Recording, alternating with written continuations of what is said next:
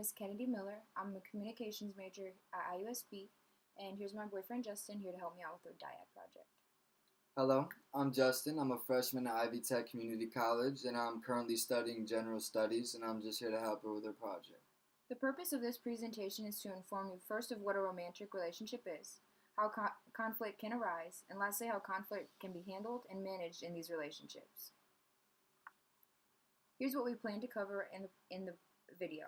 First, an introduction of who we are, what course concept we chose, the definition and example of a romantic relationship, how conflict can arise, and how it can be managed.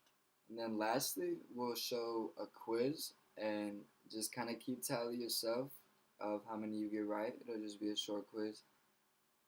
And to kick it off, we chose Chapter 10, Interpersonal Communication in Romantic and Family Relationships.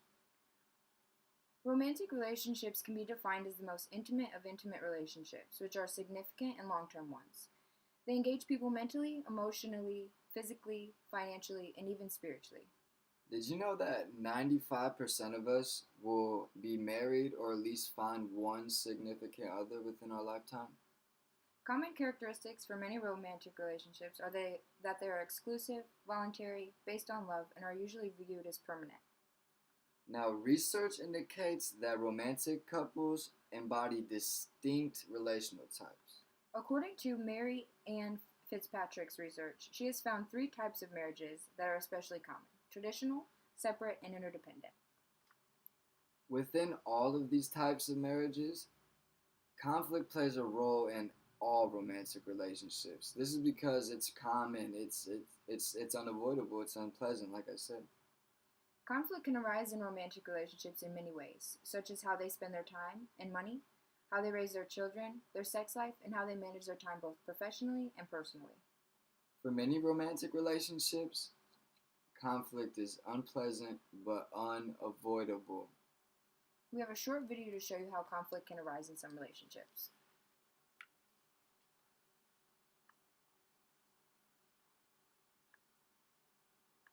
The toilet paper goes over. It's printed that way so you could see it. No, the toilet paper goes under so that the cats don't get at it.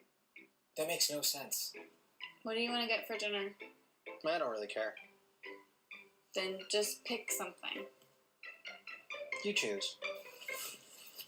Told you. Shut up. I don't see why I have to put the utensils face down. Because when they're sticking up like that, if someone trips and falls, they're going to impale themselves and die. That's literally the stupidest thing I've ever heard. I'm not playing this game where I list every single thing and you shoot it all down. I'm not doing this again. Well, Okay, well, now you see conflict can arise in any relationship. How they manage the conflict is the difference. Conflict can be expressed directly, like the couples in the video, or indirectly, which means instead of being open, they behave in ways that are vengeful or hurtful. Now, the next type of couple are validating couples. They tend to talk about their disagreements openly. They use humor and expression of positive emotion to diffuse the tension. Because tension can create a lot of conflict in a relationship. Volatile couples talk about their disagreements openly.